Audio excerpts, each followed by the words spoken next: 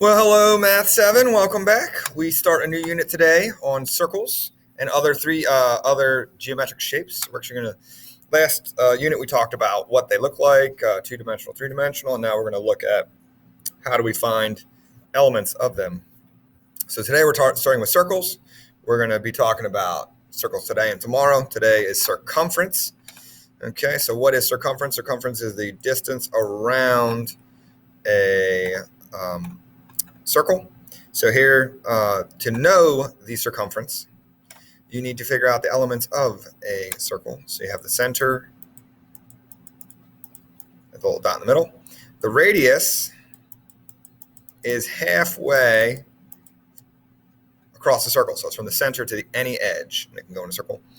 Now what you have here all the way across is called a diameter. Okay, and can't read my handwriting, which I don't blame you. The words are up here for those two, diameter and radius. I don't know. It's gotten worse over the screencasts I've done. So let's flip on over to 614. Starting off with how do you go between radius and diameter? The diameter is double the radius, and the radius is half the diameter. So that's what those things say. So find the opposite given one. So here, if we have the diameter of 23, we divide by 2. And get 11.5 centimeters is the radius. Next up, same thing, diameter divided by 2, so the radius has to be 8 yards.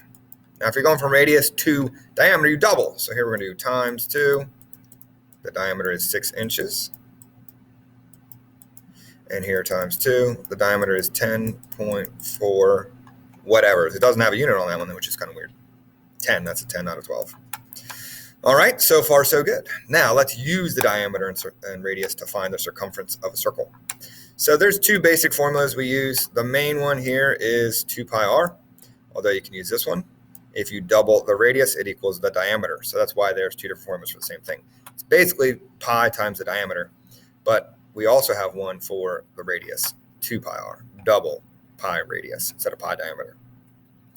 So let's take a look here. In this case, we go all the way across the circle, so that's the diameter. So to find the circumference, it's pi times 70.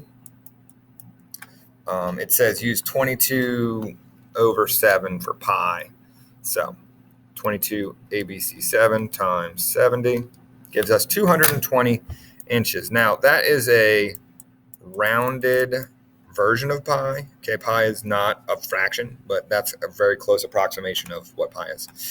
The next one we have the radius, because it's only halfway across. So to find the circumference given the radius, it's pi times 7/8 times 2. Okay, so we're going to do 22 ABC7 times 7 ABC8 times 2. We're plugging all that stuff in there. Oh, the camera's reversed. 5.5 feet across. All right, let's look at a word problem before we end this screencast. A circular fence is being placed to surround a tree. The diameter of the fence is 4 feet. How much fencing is used? So to find out how much fencing, we need the distance around the circle, which is the circumference. They gave us the diameter, so we're going to use pi d. What's the diameter? 4 feet. So here it says use 3.14. Okay, round to the nearest tenth. There is a pi button on your calculator, although I just lost it. Where is it? On mine. Oh, okay. There we go. Sorry. There's a pi button on the calculator. It's near the 7. It's above the squared button. Okay. I like that. I'll accept 3.14 or pi. And I get 12.56. It says round to the nearest tenth, so 12.6.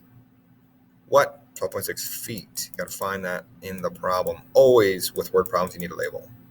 And there you have it. That's how you find the radius, the diameter, right? The diameter is double the radius, and the radius is half the diameter. And that's how you find circumference. If you're given the diameter, you just take it times pi. If you're given the radius, you take it double to get the diameter times pi. And there you have it. Do whatever it takes to dominate this lesson. Email me or see me in class. Hit me up with a message on Canvas. If you do have any questions, have a great day.